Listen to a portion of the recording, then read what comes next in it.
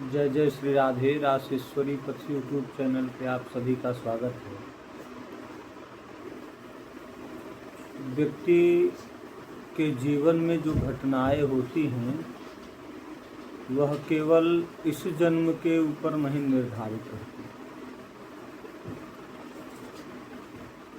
हानि लाभ जीवन मरण जस अपजस विधि हाथ, यह 6 चीज़ें हान लाभ जीवन मरण जस और अपजस, यह सारी चीज़ें उसके पूर्व जन्म के कर्मों द्वारा ही निर्धारित कर दी गई। और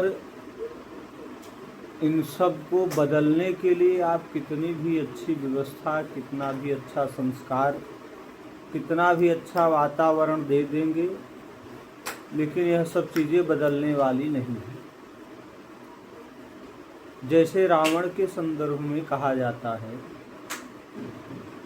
कि उपजे यद्यपि पुलस्त कुल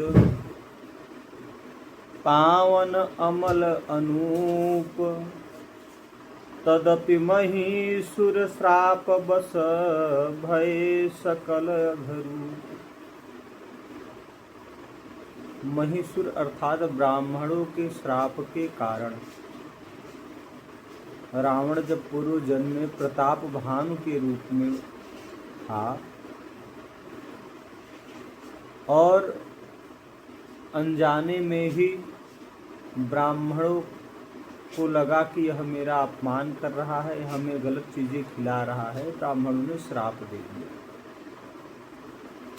तो वह श्राप रावण को लग गया और पुलस्त जी ऋषि थे, महर्षि थे, उनके यहाँ जन्म लेने के बाद भी रावण के ऊपर लगा वह ब्राह्मणों का श्राप उसे पवित्र न कर सका।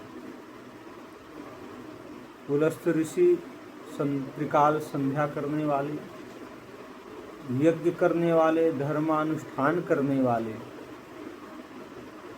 ऐसे पिता को प्राप्त करने के बाद भी रावण के पूर्व जन्म के पाप, रावण के पूर्व जन्म के किए हुए कर्मों से रावण का पिंड नहीं छूटा। और अगर पुलस्त ऋषि जी के संस्कारों का एक भी अंश नहीं प्राप्त कर पाए। इसलिए व्यक्ति के जीवन में जो चीजें हो रही हैं, माता पिता तथा परिवार का संस्कार उसे तब अच्छा बना पाएगा जब उसके पूर्व जन्म के संस्कार भी अच्छे रहेंगे।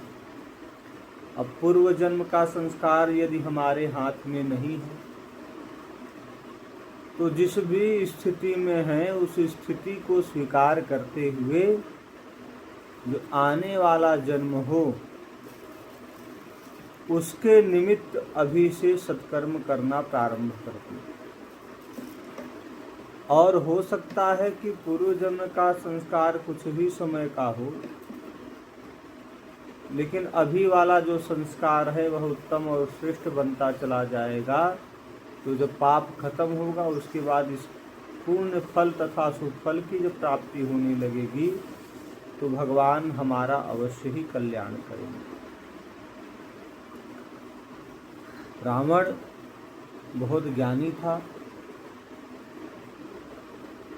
बहुत धनवान था, लेकिन पूर्व जन्म के प्रारब्ध उसके अच्छे नहीं थे, जिसके कारण उसे इतने क्रूर रूप से, इतने दुष्टतापूर्ण व्यवहार से जाना जाता है। अतः अपने संस्कार को, अपने व्यवहार को, अपने आचरण को बलपूर्वक अच्छा करने की कोशिश करें।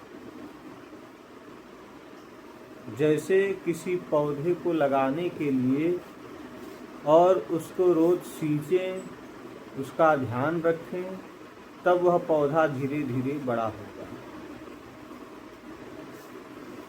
लेकिन उसको काटने के लिए, उसको नष्ट करने के लिए इतने परिश्रम की आवश्यकता नहीं होती।